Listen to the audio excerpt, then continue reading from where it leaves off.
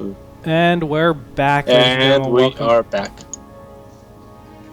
Ladies and gentlemen. To the NASTL. We're going to head over. North American Star Team. And let's go into game. Let's go into the games. We have Gosu Osterji spawning at the top left. And bottom right, Quantic EGH. What the? You think I was gonna try to interrupt you? I was just preparing, CatZ. Okay, it's good. It's okay. So yeah, Osterji pretty standard and overdose. And AJ just gonna go for an expansion again. Scout it right away. So I like the fact that he scouts. Especially on a map like Ohana, I think it's correct. Absolutely. I like that he, you know, goes Forge first or Nexus first, based on his scouting information, and not just blindly. Exactly, man. And Asoji is a player. He always says that like his style is almost like Idra. That's what he always says. Like Asoji wants to be more like Idra. He just respects his play a lot, and he just wants to outplay people rather than, you know, have it be like just build order wins. Of course, nobody really wants build order wins, but some people do base their play off of that. Right. Well, Ostoji is almost as BM as Idra, so he's on the right path. Dude, Ostoji is... people don't know this, too. He's a nice guy. He is nice, but he's super confident with, like, going into matches. He's just like, I should win this. I should win this. And honestly, that is the right mentality to have. I'm not taking away anything from that. That's the way... I mean, to be one of the top competitors, you have to have that type of mentality.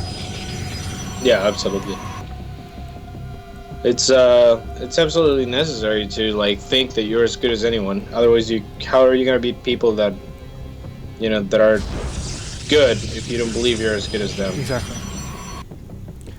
So EGH does go Nexus first into Forge. Meanwhile, we do have Ostoji, who's gone for a gasless expansion. This is again a very, very standard progression of PVZ. Nothing out of the ordinary, and then Gateway directly after. I like the Gateway. Basically, taking advantage of the fact that you know there's going to be no form of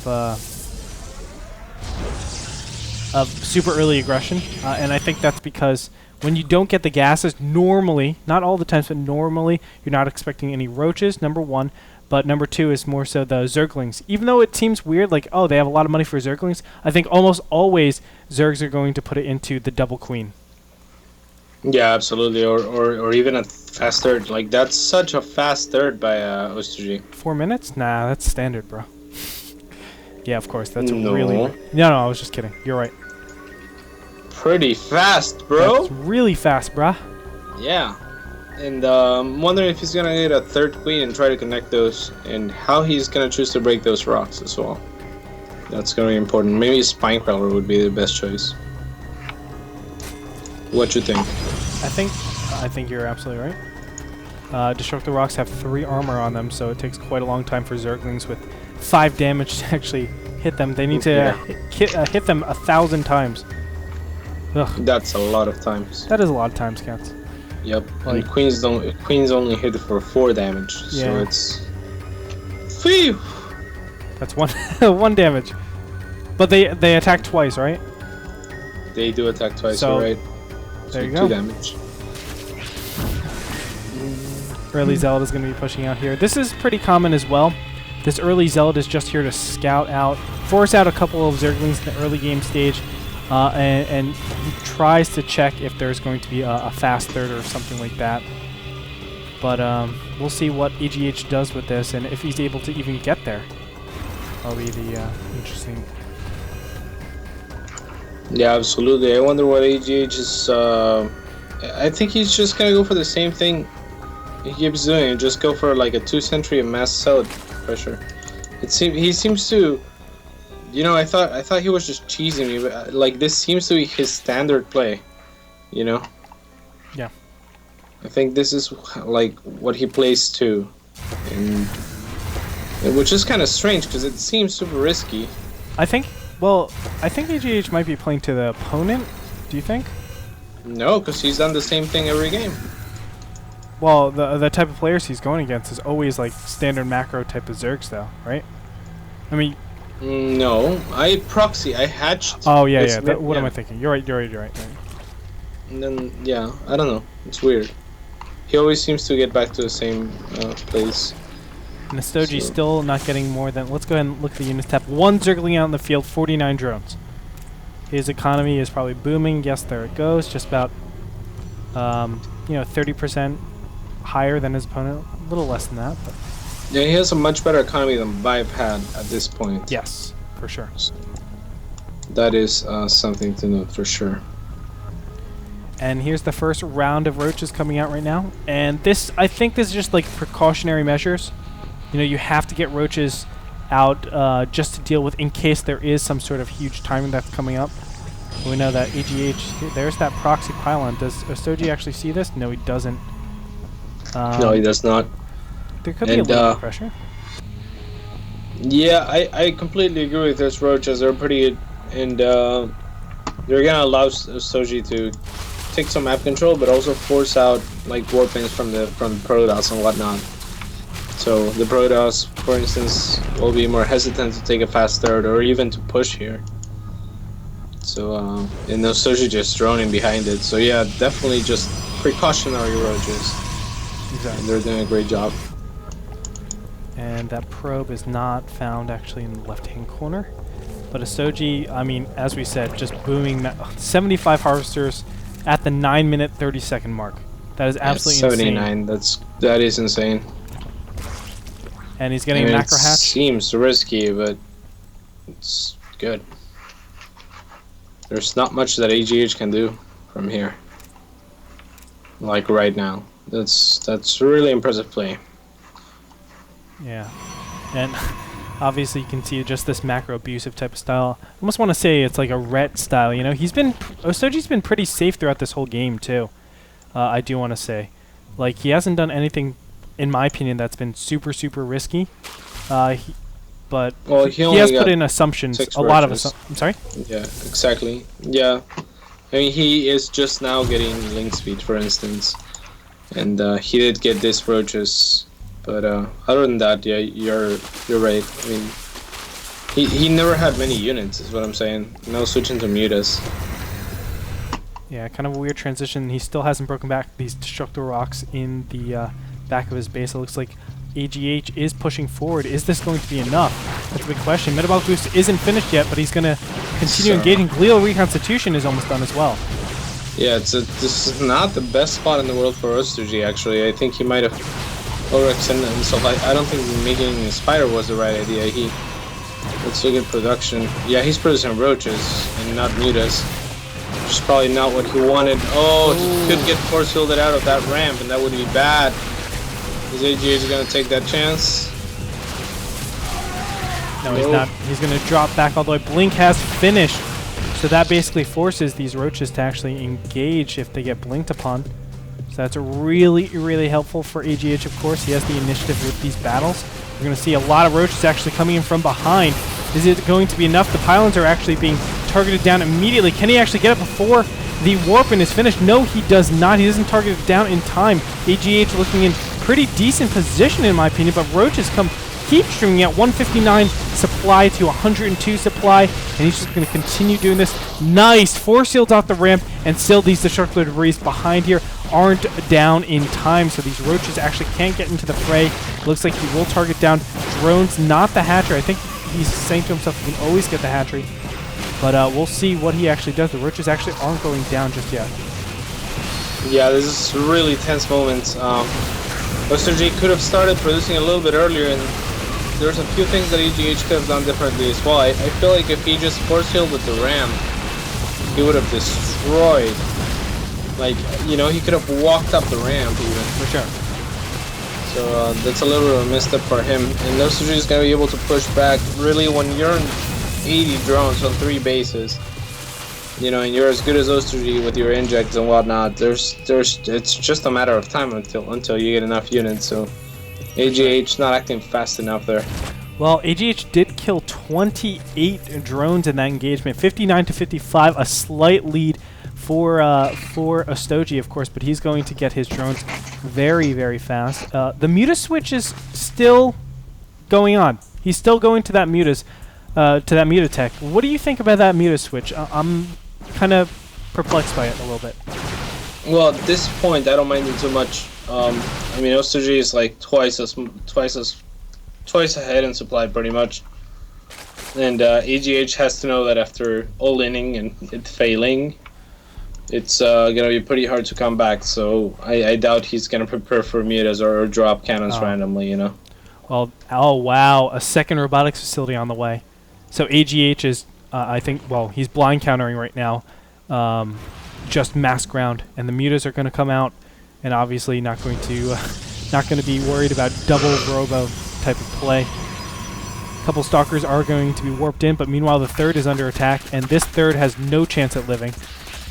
Blink Stalker's going to push up here, but they're going to run into a lot of roaches. They run out of their blink timing, so they need to back up immediately. Third goes down, and the meters are just going to chill and start sniping off some pylons. Yep, really nice job by Ostoji here, and he's almost maxed now. I mean, he could max any second for roaches if he decided to spend all of his money right now. Sure. So he is basically at twice the supply as AGH. Obviously, AGH in a pretty tough spot. These DTs are probably his last remaining hope here. Very smart, though. Ostoji does have an Overseer with his force, so he'll be okay against those Dark Templars, I think.